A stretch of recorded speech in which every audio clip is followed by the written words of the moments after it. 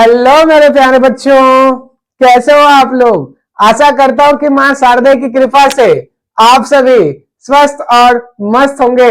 चलिए मेरे प्यारे बच्चों, आज की क्लास में हम पुनः बायोटेक्नोलॉजी का एक न्यू कॉन्सेप्ट को रीड करने वाले हैं। और आज की क्लास में मैं आपको पीसीआर के बारे में डिस्कस करने वाला हूं। जी हाँ, पीसीआर इट मींस बायोटेक्नोलॉजी की एक ऐसी टूल्स जिसका आप क्या करते हैं, डीएनए की कॉपी बनाने के लिए इस्तेमाल करते हैं। इतनी बात क्लियर है बच्चों, होनी चाहिए बेटा।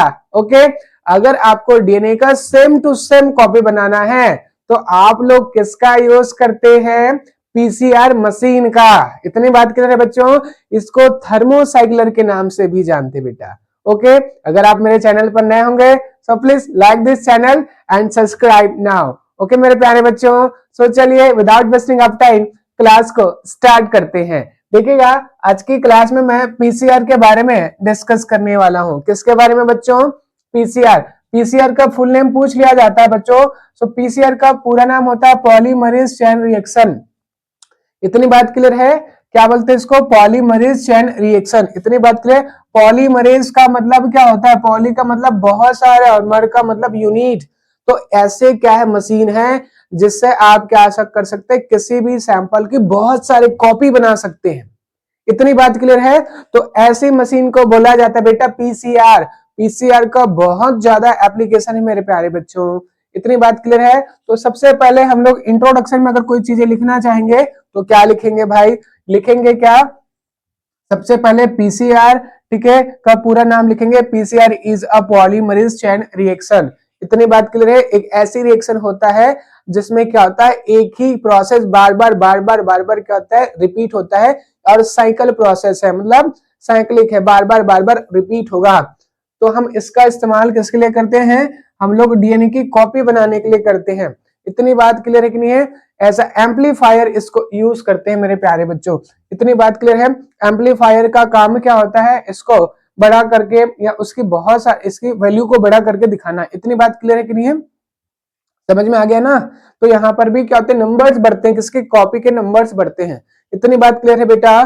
तो देखेंगे, ठीक है, PCR is the polymerase chain reaction. इतनी बात क्लियर है। एक ऐसे डिवाइस जिसमें क्या होता है, पॉलीमरेज चेन रिएक्शन होता है और बहुत सारे कॉपी बनते हैं, किसकी, जेनेटिक मटेरियल डीएनए का। इतनी बात क्लियर है। तो डीएनए की कॉपी बनाने के लिए आप क्या कर सकते हैं, पीसीआर डिवाइस का यूज कर सकते हैं। इसका दूसरा नाम है थर्मोसाइक्लर, क्योंकि ये मशीन टेम्परेचर डिपेंडेंट है मेरे प्यारे बच्चों। इतनी बात क्लियर है। इस मशीन में क्या होता है, टेम्परेचर को क्या अप एंड डाउन करना पड़ता है। तो टेम्परेचर डिपेंडेंट मशीन होने के कारण से इसको थर्मोसाइक्लर के नाम से भी जाना जाता है। इतनी बात क्लियर है बेटा। सो नाउ इतनी बात क्लियर है। और उसके बाद इसकी डिस्कवरी किसने किया है, इसको भी थोड़ा सा चेक कर लेते हैं। कैरी मुलिस, साइंटिस्ट का नाम क्या है, कैरी मुलिस।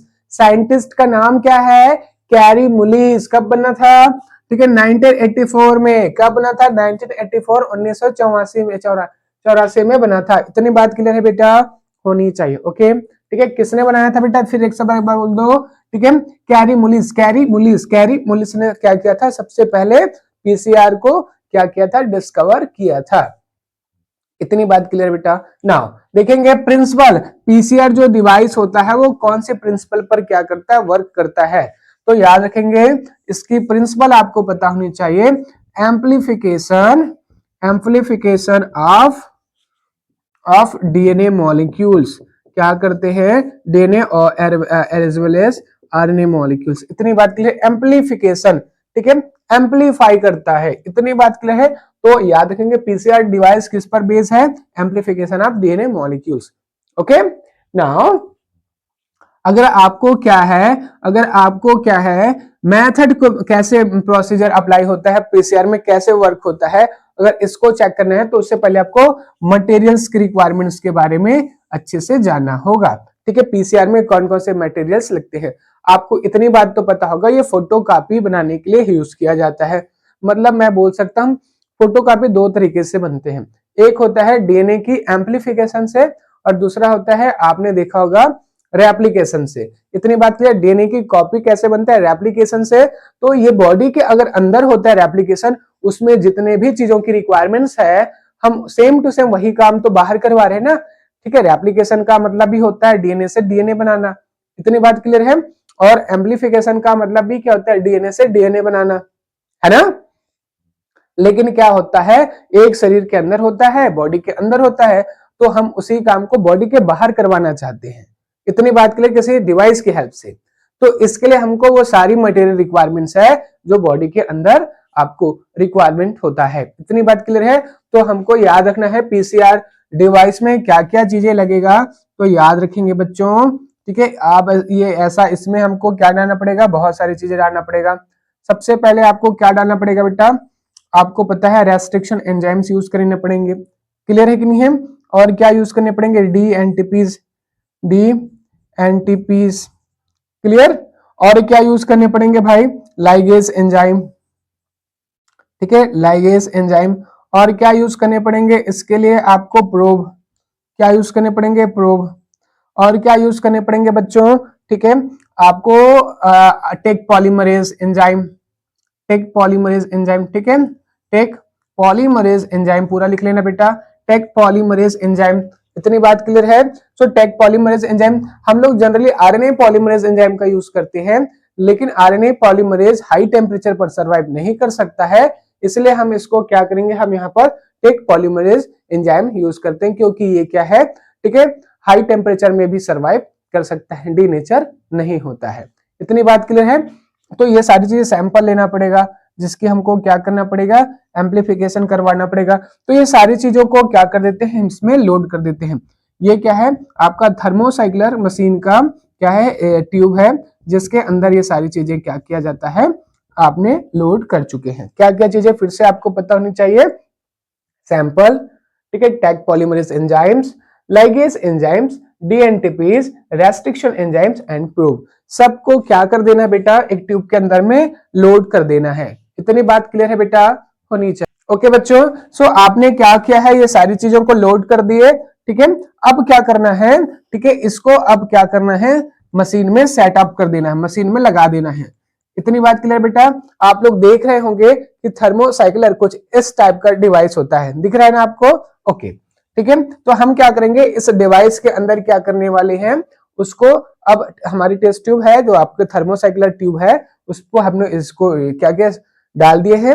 अब इसको क्या करना पड़ेगा, कुछ टाइम के लिए आप इसमें टेम्परेचर देंगे, इलेक्ट्रिक सर्किट प्रोवाइड करेंगे, इलेक्ट्रिक करंट प्रोवाइड करेंगे। ओके बच्चों, सो होता क्या है, ठीक है, आपको बहुत सारे कॉपी मिल जाएंगे। इतनी बात क्लियर है बेटा, होनी चाहिए। नाउ अब देखेंगे प्रोसेस, प्रोसेस कि आपका क्या होता है, ये पीसीआर मशीन काम कैसे करता है, कितने स्टेप में फॉलो होता है। ओके, सो याद रखेंगे बच्चों, पीसीआर का जो डिवाइस होता है उसमें डीएनए से डीएनए की एम्पलीफाई करने के लिए क्या किया जाता है, 3 स्टेप यूज किया जाता है। पहला होता है डीनेचुरेशन, क्या होता है बच्चों, डीनेचुरेशन। इतनी बात क्लियर है, डीनेचुरेशन। ओके, ये क्या होता है बेटा, आपका 94 से लेकर 98 डिग्री सेंटीग्रेड टेम्परेचर पर इसको किया जाता है। किसको, डीनेचुरेशन। हम क्या करेंगे, जो हमको सैंपल मिला था हम उसको डीनेचर करेंगे, उसकी हाइड्रोजन बॉन्ड को ब्रेक करेंगे। सपोज ये हमारा क्या है, जिसका कॉपी बनाना है वो जीन है, डीएनए है। इतनी बात क्लियर है। तो हम इसका क्या करेंगे, ठीक है, बीच की हाइड्रोजन बॉन्ड को ब्रेक कर देंगे। और थोड़ा सा दूर, समझ में आया ना। तो हाइड्रोजन बॉन्ड की ब्रेकिंग को क्या कहते हैं बच्चों, डीनेचुरेशन कहते हैं, डीनेचर कर देना, दोनों हेलिक्स को ओपन कर दिया। इतनी बात क्लियर है बच्चों, ठीक है। ये टेम्परेचर कितने टेम्परेचर में होता है बच्चों, 94 to 98 degree centigrade temperature. Okay, now ठीक है, अब ये हमारा सैंपल क्या हो चुका है, ठीक है, डीनेचर हो गया है। इतनी बात क्लियर है। आपको पता होगा डीएनए रेप्लिकेशन में भी क्या होता है, अनबाइंड होता है, कि कौन सा आपका डीएनए वाई शेप का दिखता है, ठीक है, आपका डीएनए फॉर की फॉर्मेशन होता है कि नहीं होता है, होता है ना। सेम टू सेम यहाँ पर भी वही काम हो रहा है। क्या हो रहा है, डीएनए अपने आप को डीनेचर कर दिया, बीच का जो हाइड्रोजन बॉन्ड था वो ब्रेक हो चुका है। इतनी बात क्लियर है बच्चों।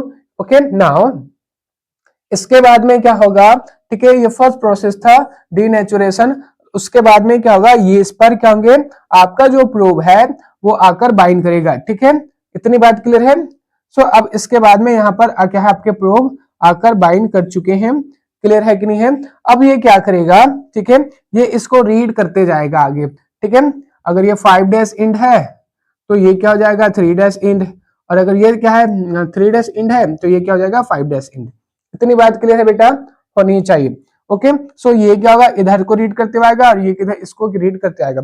अब जैसे प्रोब का लग गया उसके बाद क्या होता है, ठीक है, इसके अकॉर्डिंग क्या होंगे, जैसे जैसे रीड करता आएगा तो यहाँ पर क्या होगी आपके न्यू डीएनए का सीक्वेंस क्या होगा, ठीक है, न्यू डीएनए का फ्रेगमेंट जो हेलिक्स है वो बनना स्टार्ट हो जाएगा। क्लियर है कि नहीं है? तो इस तरह से क्या होते हैं आपका ये अभी यहाँ पास है, कुछ टाइम के बाद क्या होगा ये शिफ्ट हो जाएगा आगे।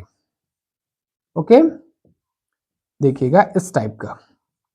चलिए अब यहाँ पर देख रहे हैं कि जो आपका प्रोब है यहाँ पास आ गया है और ये वाली प्रोब यहाँ पास आ गया है। ठीक है, आ गई बात समझ में? तो इतना पार्ट बन चुका है, इतना पार्ट क्या है बन चुका है। इतनी बात क्लियर है बेटा, होनी चाहिए। ओके, ठीक है, देखिएगा इतना पार्ट बन चुका है, मतलब एक न्यू हेलिक्स बन रहा है। इतनी बात क्लियर है कि नहीं है? सो फाइनली क्या हो जाएगा आगे चलकर, ये क्या हो जाएगा, ये पूरी तरह से क्या हो जाता है 2 डीएनए बनाकर देगा, दो डीएनए बनाकर देता है। इतनी बात समझ में आ गया। सबसे पहले डीएनए को क्या किया, डीनेचुरेशन। अब जैसे प्रोब को ऐड करते हैं इसी को आपको कहते हैं बेटा सेकंड एनालिंग कहते हैं। सेकंड स्टेप क्या है, एडिशन ऑफ प्रोब। ठीक है, क्लियर है? एनालिंग, एनालिंग मतलब होता है प्रोब का एडिशन, किसमें, जो ओपन खुली हुई ओपन चेन में अगर क्या है, ठीक है, एडिशन करवाते हैं किसका, ठीक है, आपका प्रोब का, तब इसको कहते हैं एनालिंग का प्रोसेस। लिंकिंग, लिंकिंग का मतलब जोड़ना। इतनी बात क्लियर है? तो एनालिंग में क्या होगा, ये वाली प्रोसेस प्रोब को ऐड किया जाता है ना। ठीक है, देखिएगा यहाँ पर क्या लिंक हो चुका है। ओके, अब क्या ये आगे रीड आउट करते जाएगा डीएनटीपीज, आपने उसमें डाला था तो सारे डीएनटीपीज नाइट्रोजनस बेस स्टार्ट हो जाएंगे। ठीक है, जैसा सीक्वेंस होगा उसके अपोजिट हो जाएंगे। ओके, और फिर फाइनली क्या होता है आपका, क्या हो जाता है एनालिंग के बाद होता है क्या, एक्सटेंशन। क्या होता है थर्ड स्टेप, एक्सटेंशन। ठीक है, एक्सटेंशन का प्रोसेस आएगा, एक्सटेंड हो जाता है, बढ़ जाता है आगे। आ गई बात समझ में? और इस तरह से मिल जाते हैं।